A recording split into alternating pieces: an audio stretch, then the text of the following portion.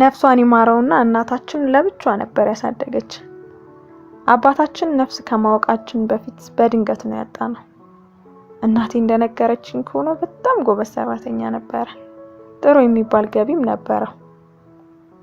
በጣም ትልቅ የሆነ መኖሪያ ቤትም ገዝቷል። እናቴ እኛን ተንከባክቦ ከማሳደግ ጎን ለጎን የሸቀጣ ሸቀጥ መሸጫ ሱቅ እዛው ግቢ ውስጥ ከፍታ ትሰራ ነበር። ስለ አባታችን ሲወራ ስሰማ ትንሽ እንኳን አውቄው በነበር እያልኩ ቆጫለሁ። መልካም፣ ረጋ ያለ፣ አብዝቶ ከመናገር አብዝቶ መስማትን የሚያስቀድም ነበር ይሉታል። እናቴ ደግሞ ሚስቱንና ቤተሰቡን አክባሪ፣ ከቃሌ የማይወጣ ትለዋለች። ስለሱ ከተነሳ ማቆሚያ የላትም። በእንባ ተሞልታ ስለ መልካምነቱና በድንገት እንዴት እንዳጣችው የመጀመሪያ ጊዜ እስኪመስል ድረስ ደጋግማ ትነግረን ነበር። እናቴ ከአባቴ ሞት በኋላ በጣም ተሰብራ ነበር። ምንም ሳይታመም ድንገት ራሴን ብሎ መሞቱ ሁሌም ይከነክናታል። ህመሙን ሳላውቅለት እያለች ራሷን ትወቅሳለች። ለመጽናናት ብዙ ተቸግራ ነበር። ቤተሰብ ተሰብስቦ ልጆችሽን አሳድጊ፣ አንቺ ብቻ እኮ ነሽ ያለሻቸው፣ የሄደውን ሳይሆን የቀረውን ነው መመልከት ብለው ይመክሯት ነበር። ጊዜ ቢወስድባትም እናቴ ተጽናንታ የሱቅ ስራዋን አጠናክራ ቀጠለች። እቁብ እየጣለች እኛን እያስተዳደረች ብዙ ሰርቪስ ቤቶችንም ለመስራት ቻለች። እናም እነሱ እየተከራዩ ጥሩ ገቢ ማግኘት ጀመረን። ከአባታችን አለመኖር በቀር እሱ ካስለመደን ምንም የጎደለብን ሳይኖር ነው ያደግነው። እናታችን በብዙ ፍቅርና እንክብካቤን ያሳደገችን። ታላቅ እህቴ ሜላት አባቴ ሲሞት ከኔ በትንሹም ቢሆን ታስታውስ ነበር። ስለርሱ የተወሰነም ቢሆን ታውቃለች። ከእናቴ ቀጥሎ ሁለተኛዋ እናቴ ናት ብል ይቀለኛል። ብዙ አመት ባንበላለጥም ግን ታላቅ በመሆኗ እኔን የመንከባከብ ኃላፊነት ያለባት መስሎ ስለሚሰማት ብዙ ነገሮችን ታደርግልኝ ነበር። ትምህርት ቤት ውስጥ ማንም እንዳይነካኝ ትጠብቀኝ ነበር። ከሰው አንሼ እንድታይ አትፈልግም። የራሷን ትታ ለኔ ብዙ ነገር ነበር የምታደርገው። እንደ ልጅ ሳይሆን እንደ ትልቅ ነበረች። ለሁለታችንም የፈለግነውን እንድንገዛ በሚሰጠን ብር የኔን ፍላጎት ለማሟላት የራሷን ትተው ነበር። አሁን ላይ ሆኜ ሳስበው ግርም ይለኛል። በትምህርታችን ሁለታችንም ጎበዞች ነበርን። የሚከብደኝን ነገር ሁሉ ያለ መሰልቸት ታስጠናኝ ነበር። እናታችን ስለኛ ብዙ አትጨነቅም። አብረን ስንሆን ይጣላሉ የሚል ሐሳብ ፈጽሞ አይመጣባትም። ሌሎች ቤት ላይ እንደምትሰማው እርስ በርስ ሲጣሉ እና ሳይስማሙ ማየት የተለመደ ነገር ነው። የኛ ግን አያሳስባትም። እስካለንበት ጊዜ ድረስ ይሄ ነው የሚባል የሚነገር የተጣላንበትን ጊዜ አላስታውሰው። ሜላት ጥሩ ውጤት አምጥታ ዩኒቨርሲቲ አካውንቲንግ አጠናች። ብዙም ሳትቆይ በትልቅ ባንክ ውስጥ ተቀጥራ ስራ መስራት ጀመረች። አቤት እናቴ እንዴት ደስ እንዳላት! የምርቃቷ ድግስ ምርቃት ሳይሆን ሰርግ ነበር የሚመስለው። እናቴ እንደዛ ቀን ስትደሰት አይቻት አላውቅም። ሜላት የምርቃቷ ቀን ላይ ሌላ ማየን ሰማይ ያስነካ ደስታም ነገረች። ፍቅረኛ እንዳላትና ለመጋባት መወሰናቸውን አሳወቀች። ደግሞ ሌላ ደስታ ቤታችንን ሞላው። እማዬ አባታችሁ ኑሮ ይሄን ቢያይ ብላ ማዘኗም አልቀረም። ግን ደስታው በልጦ እሷ ይሄን ለማየት በመብቃቷ በጣም ተደሰተች። እኔም ደስ አለኝ። በወቅቱ ዩኒቨርሲቲ ለመግባት በዝግጅት ላይ ነበርኩ። እዚሁ የምንኖርበት አዲስ አበባ ነበር የተመደብኩት። ሜላትም ቶሎ ማግባት እንደምትፈልግ ለማዬ ነገረቻት። እነርሱ ሰርግ ባይፈልጉም ማዬ ግን በፍጹም ብላ እምቢ አለች። በጥቂት ወራት ልዩነት ውስጥ የምርቃቷን ያስናቀ ትልቅ ሰርግ ተደግሶ አገባች። እማዬ ሁሌ ደስተኛ ሆና እንድትኖር ያ ቀን ባያልፍ ብዬ ተመኘው። ግን የማይሆን ምኞት ነው። የሰው ልጅ በዚህ ደረጃ የሚደሰትባቸው ቀናቶች በጣም ጥቂት ብቻ ናቸው። የቀሩት ቀኖች ሁሉ እነዛን ደስታ የሰጡን ነገሮች ለምደን መደበኛ ህይወት የምንኖርባቸው ናቸው። እናም እዛ ቀን ላይ ብንቆም ብዬ ተመኘው። የእህቴ ባል ቢኒያም በንግድ ስራ ላይ ነው የተሰማራው። ጥሩ የሚባል ገቢም ያገኛል። እህቴ ጥሩ ኑሮ በመኖሯ እናቴ ይበልጥ ደስተኛ ሆነች። ከምንም ነገር በላይ ፍቅርን እንድናስቀድም ብትመክረንም ከፍቅር ጋር ጥሩ ኑሮ ደግሞ ሲገኝ የሚጠላ የለምና ለሜላት ደስ አላት። ሜላትና ቢኒያም በጓደኝነት 1 አመት ቆይተው ነበር የተጋቡት። በጣም እንደሚዋደዱና ጥሩ ሰው እንደሆነ ገና ጓደኛ ማቾች እያሉ ጀምሮ ትነግረኝ ነበር። ሜላት በጣም ታቀርበኝና ሁሉንም ነገር ትነግረኝ ነበር። ዩኒቨርሲቲ ውስጥ የገጠማትን አንድም ሳትደብቅ ትነግረኝ ነበር። ነገ እኔም ስገባ አዲስ እንዳይሆንብኝ ብላ የገጠማትን አንድም ሳታስቀር ትነግረኛለች። እናም ቢኒያምን በዝና የማውቀው ገና የተዋወቁ ጊዜ ነው። ከቢኒያም ጋር ያስተዋወቀቻት ጓደኛዋ ፍሬህይወት ናት። የስጋ ዝምድና ባይኖራቸውም ከቢኒያም ጋር ቤተሰብ ናቸው። መጀመሪያ አካባቢ አብረው ሆነው ብዙ ጊዜ ማሳለፍ ጀመሩ። ቀስ በቀስ ግን ቢኒያም መደወልና ረጅም ሰዓትን ማዋራት ጀመረ። ጨዋታ አዋቂነቱ፣ እርጋታው ደስ እንደሚላት ትነግረኝ ነበር። ግን ቶሎ መሸነፏን አላሳየችም ነበር። ምንም ስሜት እንደሌላት ሆና ብዙ ጊዜ አጠናችሁ። ፍቅሩ የእውነት መሆኑን ለማየት ጊዜ ውስጥ አጠበቀችው። ትክክልና ስህተትን የምንለይበት መለኪያ ጊዜ ነው ትለኛለች። በጊዜ የሰውን ባህሪ ታውቂያለሽ። ከአንድ ሰው ጋር 1 ሳምንት ሙሉ አብረሽ አንድ ቤት ውስጥ ብትዘጊ የማታውቂውን ነገር በጊዜ ሂደት ቀስ ብለሽ የምታውቂው ነገር ብዙ ነው ትለኛለች። እናም ለ6 ወር በዚህ ሁኔታ ከቆዩ በኋላ የፍቅር ጥያቄውን ተቀብላ ፍቅረኛ ማቾች ሆኑ። የተማረችው አዳማ ዩኒቨርሲቲ ነበር። እሱም ተወልዶ ያደገው እዛው አዳማ ቢሆንም ስራው ግን አዲስ አበባ ነው። ብዙውን ጊዜ አዲስ አበባና አዳማ እየተመላለሰ ነው የሚኖረው። አዳማም አዲስ አበባም እየመጡ ብዙ ጊዜ ይዝናናሉ። አንዳንዴ እዚህ አዲስ አበባ ሲመጡ እኔንም ይጠሩኝና አብረን ስንዝናና እንውል ነበር። ቢኒዬ ብዙ የሚከብድ ሰው አይደለም፣ ቀለል ያለ ሰው ነው። ሜላት ለሷ ያለውን ፍቅር ስለምትነግረኝ እኔም ለሱ ጥሩ አመለካከት ነው ያለኝ። እኔን ምን ያህል እንደምትወደኝ ስለሚያውቅ ከሷ ባልተለየ ሊንከባከበኝ ይሞክራል። በዚህ ሜላት በጣም ደስ ይላታል። ሜላት ካገባች ከ1 አመት በኋላ እማዬ በጣም ታመመች። አለ የተባለ ሕክምና ጋር ብዙ እየተመላለስን አሳከምናት። ከእድሜ ጋር ተጨምሮ በሽታው ቶሎ አደከማት። እኔም ሜላትን በጣም ተጨነቅን።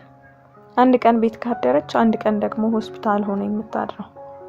ሜላትና ቢኒያም ቤታቸውን ትተው እኛ ጋር ሆነው እማዬን ማስታመም ጀመርን። ሜላት ነፍሰ ጡር በመሆኗ እንደ ልብ ለመንቀሳቀስ አትችልም ነበርና ቢኒያም በብዙ ነገር በጣም ያግዘኝ ነበር። እማዬ ሜላት ቤተሰቧን የሚወድ የተባረከ ሰው ነው ያገኘችው ብላ በጣም ደስ አላት። ቢኒያምንም መረቀችው። እማዬ ታማ ባለችበት ሰዓት ላይ ሜላት የመጀመሪያ ልጇን ወለደች። ወንድ ልጅ በሰላም ተገላገለች። እማዬ ከአልጋዋ እንዳለች የልጅ ልጇን በእንባ ተሞልታ አቀፈችው። የአባታችሁ ምትክ ነው ዳግም ብዬዋለሁ አለች።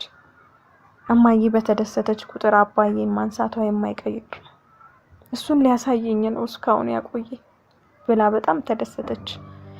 ቢኒ የልጅ አባት በመሆኑ በጣም ነበር ደስ ያለው። ሜላትን በጣም ተንከባከባት። የምታግዛቸው ሰራተኛ ብትኖር በብዙ ነገር ሜላት እንከባከባት ነበር። እንዴት አይነት መልካም ባል ነው እያለች እማዬ ትገረም ነበር። ሁላችንም እኛ ቤት ተሰባስበን ሜላት ታረሰች። እማዬም በመጠኑም ቢሆን እየተሻላት መጣ። የዳግም ክርስትና ካለፈ በኋላ ግን እማዬ በድንገት ድጋሚ ህመሟ ተነሳባትና በጣም ታመመች። ምንም ማድረግ አልቻልንም። በእጃችን እንዳለች ህይወቷ አለፈ። እናትም አባትም ሆና ያሳደገችን እናታችንን አጣናት። የኔን ምርቃትና ለወግ ለማዕረግ መብቃት በጉጉት ብትጠብቅ ሳታየው ሞት ቀደማት። ለመጽናናት በጣም ከበደኝ። አስታምሻል፣ ፈጣሪ ያለው ነው የሚሆነው፣ የቻላችሁትን ሁሉ አድርጋችኋል፣ እባካችሁ ከፈጣሪ አትጣሉ እያሉ ብዙ ሰዎች ሊያጽናኑን ሞከሩ። ሰው ሲሄድ ሰው ይተካል፣ እናታችሁ ልጅ ተክታ ነው ሄደችው እያሉ መከሩ። በሄደችው እናታችን ምትክ የመጣውን ይህንን ልጅ እያየን እንድንጽናና ብዙ ሰው መከረን። ሀዘን በደስታ ነው የሚተካው አሉን። ለኔ ግን እናቴን የሚተካ ነገር የለም፣ እሷን የሚሆን የለም። እንዳትተካ ተደርጋ ነው የተፈጠረችው። ቢኒያም እንደ ታላቅ ወንድም እንድንጽናና የቻለውን ሁሉ አደረገ። ሰብስቦ ያዘን። ሀዘናችንን እንድንረሳ ብዙ ጣረ። ከመጣው ሁሉ ጋር ስናለቅስ እየተቆጣ ደግሞ መልሶ እያባበለ ያን ጊዜ እንደምንም ማለፍ ነው። እኛም ለሱ ያለን ፍቅርና ክብር በሐዘናችን ሰዓት ከጎናችን ሆኖ ባደረገው ነገር ጨመረ። ቤት ውስጥ ከማየ ትዝታዎች ጋር መኖር እንደሚከብደን ስላወቀ ቤቱ ተከራይቶ ወደ እነሱ ቤት እንድንሄድ ቢኒያም ሀሳብ አቀረበልን። G+1 ቤት አያት አካባቢ አላቸው። እዛ ነበረ መጀመሪያም የሚኖሩት። እማዬ ስትታመም እንደመጡ አልተመለሱ። ዳግምም እዚሁ ነው የተወለደው። የማዬም ለቅሶ እዚሁ አለፈ። ሜላት ጠርታ የቢኒያምን ሀሳብ አማከረች። መጀመሪያ አልተስማማሁም ነበር። መለስ ብዬ ሳስብበት ግን እዚህ ሆና ቤት ውስጥ ለብቻዬ መኖሩ አስፈራኝ። እናም በሀሳቡ ተስማማሁ። ጓዛችንን ጠቅልለን ቤቱን አከራይተን ሄድን። እህቴ ቤት የተንደላቀቀ የሚባል ኑሮ ነው የተቀበለኝ። ሜላትም ቢኒያምም ይከፋታል እያሉ ብዙ ነገሮችን ያደርጉልኝ ነበር። ትምህርቴን ያለ ሀሳብ እንድከታተል የተቻላቸውን ሁሉ ይጥራሉ። እኔም እናቴን ከማጣቴ ውጪ እንዲህ ነው የምለው የጎደለብኝ ነገር አልነበረም። በተለይ ሜላት አግብታ ከቤት ከወጣች በኋላ እኔና እናቴ ለብቻችን ያሳለፍነው ጊዜ ከአይምሮዬ የማይጠፋ ነበር። እማዬ በዛ እድሜ ራሱ ልክ እንደ ሕፃን ተሳሳልኝና ትንከባከበኝ ነበር። የአባትን ፍቅር በትንሹም ቢሆን እንኳን አለማግኘቴ ያሳዝናታል። ያውም አባዬን የመሰለ ለልጆቹ የሚንሰፈሰፍ እናት የሆነ አባት ሳልደርስበት በመሞቱ ትቆጫለች። የሆነው ሆኖ ትምህርቴን በሚገባ መከታተሌን ቀጥዬ 2ኛ ዓመት ላይ ደረስኩ። የህግ ትምህርቴን ለማጠናቀቅ 3 ዓመት ይቀረኛል። ውጤቴ ጥሩ የሚባል በመሆኑ ቢኒና ሜላት ሲበዛ ደስተኛ ሆነ።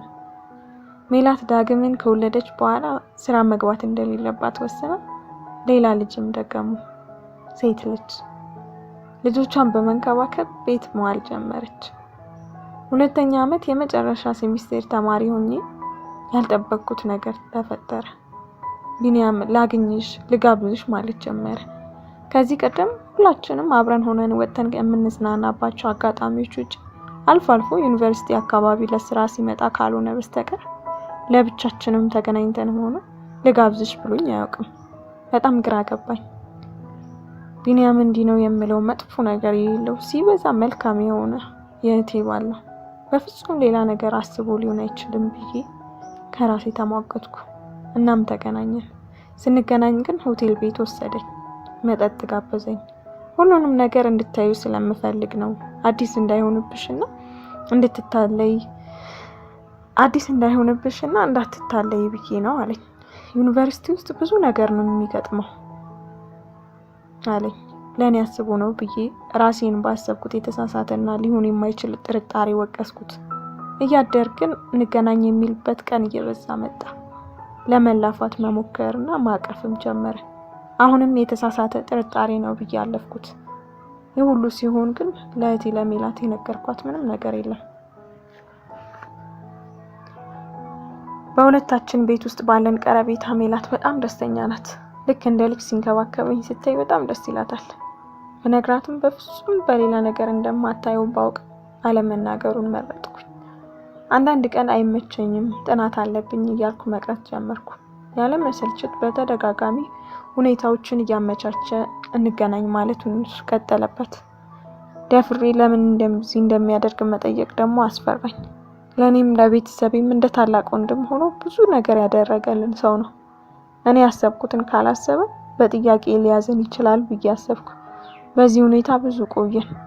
የተለያየ ሰበብ እየፈጠርኩ ላላገኘው ብሞክርም አነሰ ከተባለ በሳምንት 1 ቀን እንገናኝ ነበር። አንድ ቀን እንደዚሁ የሆነ ሆቴል እራት ከበላን በኋላ እየጠጣን እያለ በጣም እያማረብሽ ነው፣ እንዴት ነው ጓደኛ አልያዝሽም እንዴ ብሎ ጠየቀኝ። በጣም ደነገጥኩኝ። ጓደኛ አልያዝሽም የሚለው ሳይሆን እያማረብሽ ነው ያለው ነገር አስደነገጠኝ። ሆቴል ቤት ውስጥ ሁለታችን ብቻ ቁጭ ብለን እየጠጣን እንደዛ መባል ትንሽ የተለየ ስሜት ፈጠረብኝ። ራሴን እንደምንም ተቆጣጥሬ እንደሌለኝ ነገርኩት። ሜላት ቤት ውስጥ ልጆቹን በመንከባከብ ስራ ተጠምዳ ታሳልፋለች። በህይወቷ በጣም ደስተኛ ናት። በትዳሯ ሁሉም ፈጣሪን እንዳመሰገነች ነው። ስራ የምታግዛት ሰራተኛ ብትኖር ልጆቹን ግን ራሷ መንከባከብና ምግብ መስራት ያስደስታታል። ቀኑን ሙሉ ከነሱ ጋር ስትጫጫ ሁላ ማታ ቤት ስንደርስ ድክም ብሏት ነው የምናገኛት። ማታም ደግሞ አትቀመጥም። ምግብ አቀራርባ ቡና ታፈላለች። ሁሌም እንደዛው ነው። አስለምዳናለች። እማዬም እንደዚሁ ነበር የምታደርገው። ማታ ማታ ቡና እየተፈላ መጫወት አስለምዳን ነበር። በጣም የተለየ ነገር ካልገጠመ በስተቀር ሳይፈላ አያድርም ነበር። ዩኒቨርሲቲ እየተመላለስኩ ነው የምማረው። አብዛኛውን ጊዜ ሹፌር ያመላልሰኛል። አልፎ አልፎ ግን ስንመለስ ቢኒያም ይመልሰኛል። አንድ ቀን እራት በልተን ወደ መኪናው ከገባን በኋላ ያልጠበቅኩት ነገር ሆነ። ቀበቶዬን ለማድረግ ዝቅ ብዬ ባለሁበት ሰዓት ቢኒያም በጣም ተጠጋኝ። ቀና ስል አይን ላይን ተፋጠጥን። ጠጋ ብሎ ሊስመኝ ሲሞክር እጄ እንዴት እንደታዘዘልኝ ባላውቅም በጥፊ ያልኩት። ሁለታችንም በጣም ደነገጥን። ከመኪናው ልወርድ ስሞክር ያዘኝ። በጣም ይቅርታ፣ ሆነ ብዬ አይደለም፣ አስቤው አይደለም እያለ ለመነኝ። በጣም ከመደንገጤ የተነሳ መናገር አቃተኝ። ዝም ተባብለን ከቆየን በኋላ ሲጀመር ገና ልጋብዘሽ እያልክ ስጠራኝ ይሄ ሊሆን እንደሚችል አስቤ ነበር። አዲስ እንዳይሆንብሽ ነው ሁሉም ነገር ስትለኝ አምኜ ነበረ። እንዴት ቆይ ሌላ ነገር አስባለሁ እያልኩ ራሴን ስወቅስ ነበር አልኩት። ተረጋጊ፣ በእናትሽ እባክሽ ተረጋጊ፣ አስቤው አይደለም፣ በጣም ይቅርታ እያለ በጣም ለመነኝ። ምንም መልስ ሳልሰጠው ዝም ብዬ መኪና ውስጥ ቁጭ አልኩ። ጉዞ ጀመርን። ዝም እንደተባባልን ቤት ደረስን። ሁለታችንም ቤት ውስጥ ምንም እንዳልተፈጠረ ሆነን ገባን። ራት በልተን ቡና ጠጥተን ወደ ክፍሌ ገባሁ። የሆነው እየተመላለሰ ፊቴ ድቅን አለ። ቆይ እንዴት እንደዚህ ሊያስብ ቻለ?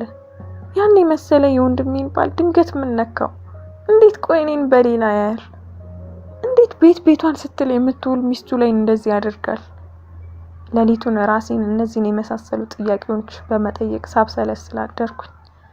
በመሃል ግን አንድ የሆነ ነገር መጣልኝ። ወደ ቤት ስንገባ ሜላት ቡና እያፈላች ነበር። ጸጉሯን በሻሽ ጥፍንቅ አድርጋ አስረዋለች። እንደ ነገሩ የሆነ ሽቲ ለብሳለች። ስትታይ ትልቅ ሰው ነው እንጂ ወጣት አትመስልም ነበር። ወደ ኋላ መለስ ብዬ ጸጉሯን ተሰርታ መች እንዳየኋት ለማስታወስ ሞከርኩ። በፍጹም ሊመጣልኝ አልቻለም። ለጥያቄዎቼ ሁሉ መልሱን ያገኘሁት ይመስል ፊቴ በፈገግታ ተሞላ። በማግስቱ ጠዋት ክላስ መግባት አልፈለኩም። ቢኒያም ስራ የሚሄድበት ሰዓት ማለፉን ሳውቅ ተነስቼ ወደ ሜላት ሄድኩኝ። ምግብ እየሰራች ነበር። አልሄድሽም እንዴ ብላ ሳመች። ዛሬ የማስተዋወቅሽ ሰው አለ፣ እንድንወጣ ፈልጋለሁ አልኳት። በግርምታ እያየችኝ ማን ነው አለች። እንዴ ወንድ ነው መች አልኩኝ፣ መች ወጣኝ። ታዲያ ለምን ቤት ይዘሻቸው አትመጭም? ምን ይመስለ ምሳ ሰርቼ እጠብቃቸዋለሁ አለች። አይ ውጪ ይሻላል፣ ቤት ሌላ ጊዜ ያመጣቸዋለሁ። ለባብሽና እንውጣ አልኳት። ለባብሻለሁ ብላኝ እንውጣ ስንል ሳያት በጣም ደነገጥኩኝ። ድሮ ባንክ ቤት ስትሰራ ዝንጥ ብላ የማውቃት እህቴን ሳይሆን ሌላ ሰው የማይ ነበር ይመስለኝ። እንደ ነገሩ ረጅም ቀሚስ ለብሳ ጸጉሯን ወደ ኋላ አስይዛ ነበር። ቆይ እንደዚህ ሆነሽ ነው እንዴ የምትሄጂው አልኳት። ግራ ገባት። ለምዳዋለች፣ እንደዛ መሆንን ለምዳዋለች። ካገቡ በኋላ ራስን መጠበቅና መዘነጥ የሚቻል እንደማይመስላቸው እንደ አብዛኞቹ የኢትዮጵያዊ ሴቶች ሆናለች። በእኔ እሺ ብር በደንብ ያዢ በያት ተያይዘን ወጣን። በመጀመሪያ ጸጉር ቤት ሄደን ጸጉራችንን ተሰራን። ቀጥለንም ቆንጆ ልብሶችን በግድ ገዛን። እንደሸወድኳት ሲገባት ብትናደድ የሷ እንደዚህ መሆን አሳስቦኝ ባደረኩት ነገር ግን በጣም ተደሰተች። ከዚህ በኋላ እንደምታስተካክል ቃል ገባችልኝ። ማታ ላይ ቆንጆ ራት አብረን ሰርተንና ቤቱን አሳምረን ሜላትም እምር እንዳለባት ቢኒያም ሲመጣ በጣም ተገረመ። ትላንት ምንም እንዳልተፈጠረ ሆነን ሁላችንም ደስ ብሎን ራት በልተን ቡና እየጠጣን ከተጨዋወትን በኋላ መጠጥ አመጣና ጠጣን። በጣም ደስ አለን። ቆይ ግን ምንን በማስመልከት ነው ሚስቴ እንደዚህ ያማረባት አለ ቢኒያም በመሃል። የግድ ምክንያት መኖር አለበት እንዴ አልኩት ቀበል አድርጌ። የኔ እህት እንዴት አይነት ዘናጭ እንደነበረች ካንተ በላይ ምስክር የለም አይደል እንዴ አልኩት እየሳኩኝ። ዛሬ ብታይ ጉድ ሰራችኝ። ሰው አስተዋውቅሻለሁ ብላ እንደዚህ አሳምራት ታመጣኝ መሰለ። አድጋ ሰው ለመምከር በቃች እኮ አይገርምም? እንደ ድሮ አይደለሽም፣ ራስሽን መንከባከብ ትተሻል ብላ መከረችኝ አለችው ሜላ እየተገረመች። ቢኒያምን በግርምት አይን ትክ ብሎ ተመለከተኝና በጣም እንጂ በጣም አስተዋይ ልጅ ሆናለች አለ። ከዛን እለት በኋላ ሜላ ራሷን መንከባከብና በየቀኑ ሁላችንንም ማስገረም ጀመረች። እለት እያማረባትና እየዘነጠች መጣች። ቢኒያምም እንደዛ ሆኗ ሲያያት በጣም ደስ አለው። አንድ ቀን ዩኒቨርሲቲ በር ላይ መጥቶ ደወለልኝና መኪና ውስጥ ቁጭ ብለን በድጋሚ ባለፈው ስለተፈጠረው ነገር ይቅርታ አድርጊልኝ እባክሽን አለ። እኔ ረስቼዋለሁ፣ ምንም እንዳልተፈጠረ አድርገህ እርሳው። ዋናው ነገር ትክክል አለመሆኑን ማመን ነው። ከዛ ውጪ ምንም ችግር የለውም እርሳው ስለው በጣም በመገረም ራሱን እየነቀነቀ ሲበዛ አስተዋይ ነሽ፣ በዚህ የተፈጠረውንም ያልተፈጠረውንም እየተናገረ ሰው ትዳር በሚያፈርስበት ጊዜ አንቺ የሆነውን ነገር አለመናገርሽ በጣም አስገርሞኛል።